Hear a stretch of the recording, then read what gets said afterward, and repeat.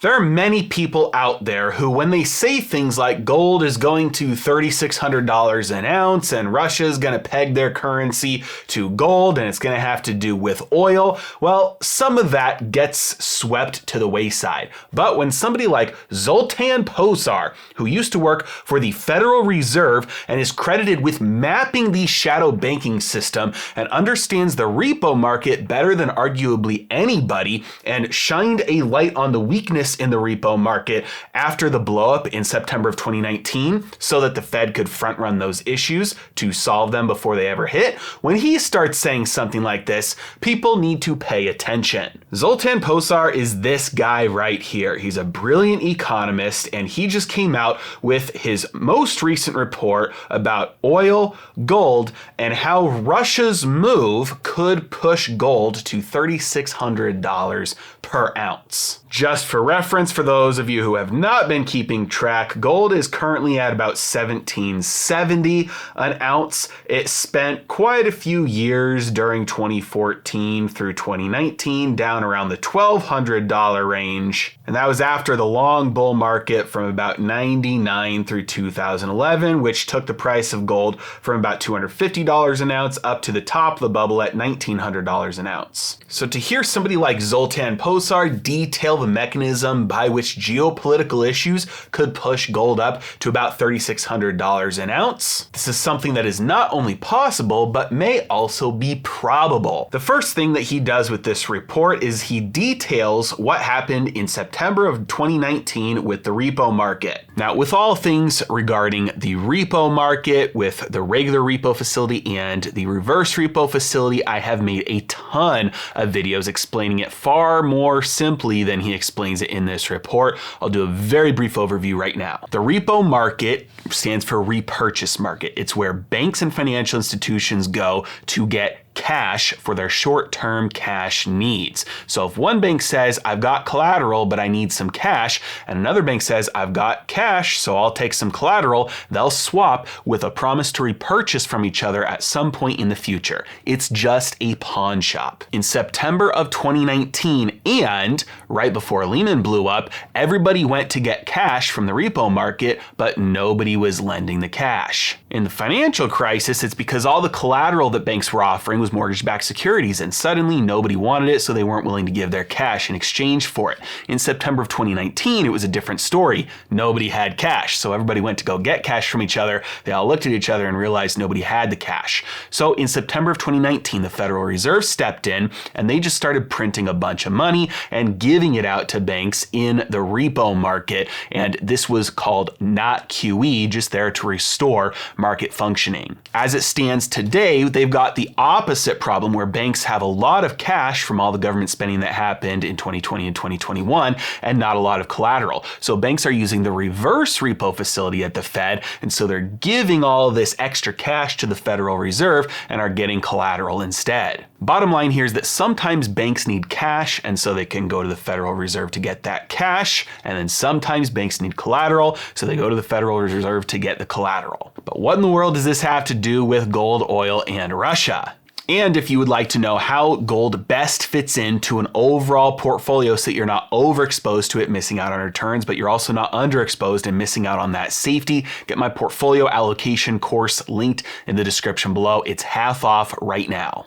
Well, first of all, as Zoltan points out, the oil market is tight. Demand for oil exceeds the supply coming from the oil fields. And so the Biden administration released oil from the strategic petroleum reserves so that oil prices would not trade higher this year. Zoltan likens this SPR, the Strategic Petroleum Reserves, in order to bring the price of oil down, to the Fed's reverse repo facility. If oil supplies are tight, just release some oil from those reserves. But the problem, he points out, is that those reserves are not infinite. You can't just print oil. And in a worst case scenario, it would be about April when we would run out. In addition to the SPR running out, there are other risks such as production cuts by OPEC and China reopening, in which case the United States might have to ramp up its release of oil, in which case it would drain faster, or they would have to decide, no, we've released too much, now we have to refill, which would drive the price of oil even higher. So he asks the question, Could a price on Russian oil be part of the strategy? We already know that Russia is selling its oil at a steep discount to anybody who will buy it, and many of those places like India are just refining it and reselling it at a steep profit. Now here is where it gets really interesting. The United States will at some point need to refill the SPR. Otherwise, it will have less of an ability to control domestic oil prices. If it doesn't have reserves to draw on and prices start going up, well, then everybody just has to pay those higher prices. But if you have got a lot in reserves, prices go up, well, then you can release them and increase the supply to help drive prices down. And then he goes on to explain that payments will be accepted only in gold, not dollars or rupees. And here's the path. First, Russia invades Ukraine, and so their FX reserves get frozen. And since their FX reserves got frozen, then he makes everybody pay for gas in rubles. Then because of that, the West boycotts the oil from Russia, so he just ships it east instead. If then the West caps the price of Russian oil, that's fine, but he can make them pay in gold. And if some countries then re-export that Russian oil to the West, then he can make them pay in gold too. The cap of $60 right now roughly equals a gram of gold, because $60 for a barrel and 1 gram of gold is just about $60, so it's roughly 1 gram of gold for 1 barrel of oil. So let's walk through what this looks like as a peg, with the US dollar then pegged to Russian oil at $60 per barrel. Then so Russia pegs Russian oil to gold at the same price, 1 gram for 1 barrel. At this point, the dollar then gets revalued versus Russian oil. Then what happens if Russia counters that price peg by offering 2 barrels of oil at the peg for a gram of gold? The result is that gold prices double. So here's how the math works out there. $60 equals 1 barrel of oil. If they're offering 2 barrels of oil for 1 gram of gold, that means 1 barrel of oil equals half a gram of gold. That means half a gram of gold equals 60 US dollars. And if $60 is a half a gram, that means $120 is a full gram, which is double the price of today, which would put gold at about $3,600 per ounce. This would ensure that they get enough demand so they don't have to shut off their production, and it increases the value of their gold reserves. And as he points out, this has been a year of unthinkable macro scenarios. Things like raising rates to higher than they've ever been. Things like sanctions on Russia and Russia invading Ukraine. Things like inflation at record highs. And it has shown that the return of statecraft is the dominant force driving monetary and fiscal decisions. But that's not all. The kicker here is the paper markets in gold that I've talked about. Used to talk about it a lot more on this channel, but it's probably going to come more into view soon in the future here. The paper markets on gold are largely unallocated. That means that they could blow up if you get a squeeze for the physical. Russia's decision to link gold to oil could bring gold back as a settlement medium and increase its intrinsic value sharply.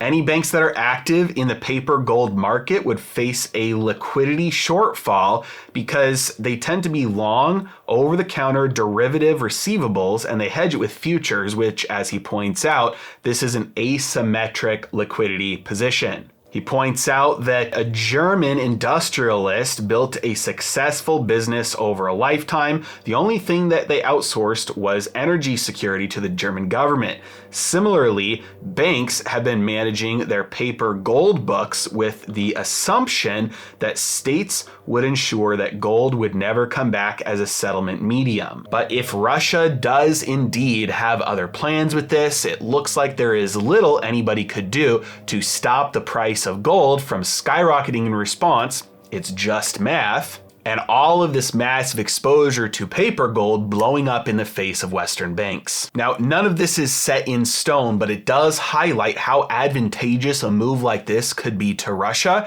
and how detrimental it could be to much of the Western financial world. It also points out that if you don't have physical gold ownership, you just have gold owership through something like an ETF, you're owed gold through unallocated gold storage, you might be left out in the cold when it hits the fan. And it doesn't mean that any of this is definitely going to happen. However, we've seen crazier moves in gold before that were driven by nations doing the thing that they thought were best for them. Like when Nixon confiscated the gold of all of the rest of the world when he closed the gold window, or starting that bull market in 99 through 2011 when central banks suddenly became net buyers of gold instead of net sellers. Much larger moves than a doubling in the price of gold have happened multiple times. As always, I really appreciate you guys. Thank you so much for watching. Have a great day.